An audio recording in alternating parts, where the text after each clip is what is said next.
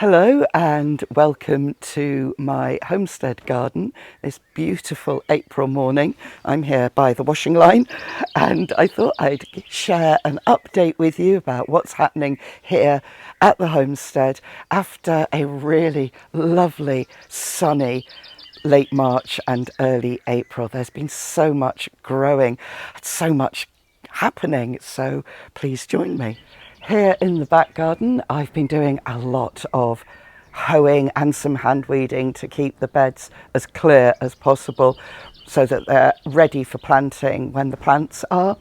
And I've been planting out quite a few things: peas for pea shoots, beetroot, agretti, turnips, radish, some herbs, some Florence fennel, some onions. I'm not growing too many onions this year because of space. There's a few projects going on here and it means that at the moment some of the areas where I'd normally plant things I just can't just yet, for all happy reasons, but it means fewer onions this year. And there's lots of plants waiting to go out, mostly peas, some more broad beans. I've got some black flowered broad beans that I'm trying this year, and here we have a tray with mangel wurzels in and also some chard, and they are going to be going out this weekend. Under here I've sown parsnips and radish. The radish is a catch crop, and to do this I used a hoe with a pointy end just to make the little grooves to sow the parsnips in. Watered the bed before sowing the parsnips, covered them up with soil and then covered them up with this mesh. Now I use the mesh, you can also use fleece. This is to keep my cats off and also to keep birds off while they're germinating. I find it really helps get an excellent crop of parsnips. I've been doing it this way for years and it works for me every time. I don't bother chitting, pre-germinating, anything like that. If you want to, fair enough, but I find that's like an extra palaver during a very busy time of year. This mesh is new to me. This is actually a biodegradable mesh that I'm trying out, and so we'll see how it gets on. Under here there's some first early potatoes, a purpley blue variety called Bim, and here we have some garlic. Now back here is kind of chaos, and that's where I've been sitting all week whenever I've been sowing or pricking out or potting on, and this all has to get put away today because it's going to rain, but it's been a great workplace while the weather's been lovely. Some sweet peas which need some bean poles. I've been cutting back a lot of the hazel here, so there's piles like this all over the place. And at the back here there's more first early potatoes. This bed here will be dug quite a bit, and that is simply because some predecessors planted out mint and it keeps invading this little bit of the garden, so there's no other way to get mint out but get the spade.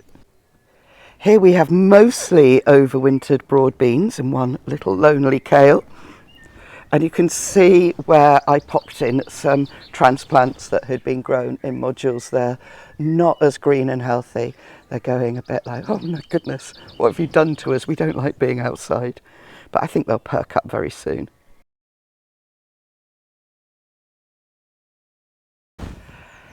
Here's the orchard where I'm mostly going to be doing gardening today because there's a lot of clearing that needs doing before I can do planting in the main orchard beds. I've been doing some pruning of the apple trees. There's still more to do. This time of year it's all very much like juggling priorities, and if some things need pricking out I need to do that when I've got gardening time, and then you think, oh, the apple trees can wait for later, but they really do need doing. So I need to gather together all the branches on the ground and put them at the top of the orchard where they'll then be sorted into big pieces which can be seasoned and used in the wood burner, and the branches which may go through the shredder or they, to make wood chip, or they may go into a dead hedge or another wildlife habitat.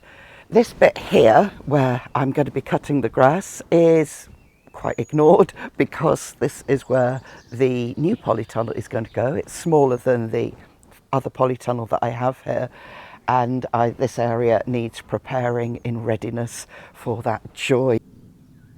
Sadly, my lovely brassica cage was badly damaged during the storms, and I think I'll move it from this position and set it up somewhere else. I think it's repairable. I'll just need to sort out some more mesh for it because that's got badly torn. The orchard bed needs another hoeing. I do like to show you things like as they are, because I think it can be really disappointing when you're always looking at gardens that are perfect.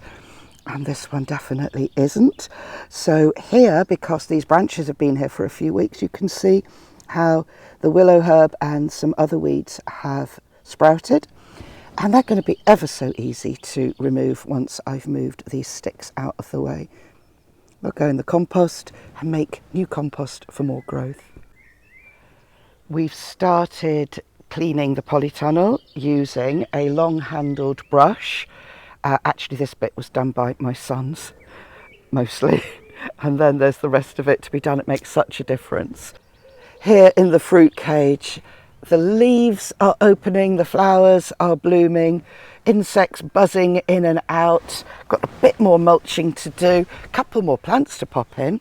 They're potted at the moment, and then the door will remain open for the wild things until fruit starts forming, when I close it to keep birds out.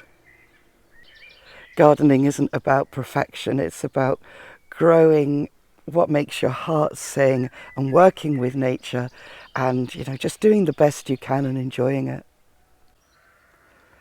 Both the greenhouse and the polytunnel are heaving with little plants in module trays and pots, mostly tender things which can go out when the last frosts have finished in about 4 weeks or so, or therefore the polytunnel to be planted in the ground, or the new polytunnel when that comes.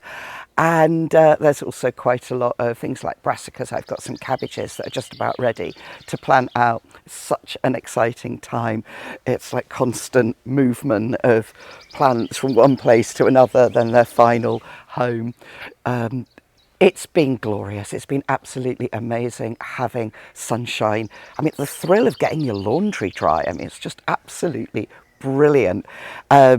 But we are due some rain this week, which actually we could do with. It'll be good for all the wild things, and it will help water in all my plants that I've been putting in the ground. So this is the garden in the middle of April. I'm now going to have a cup of tea to psych myself up for sorting out all those branches and putting things away before the rain later on this afternoon.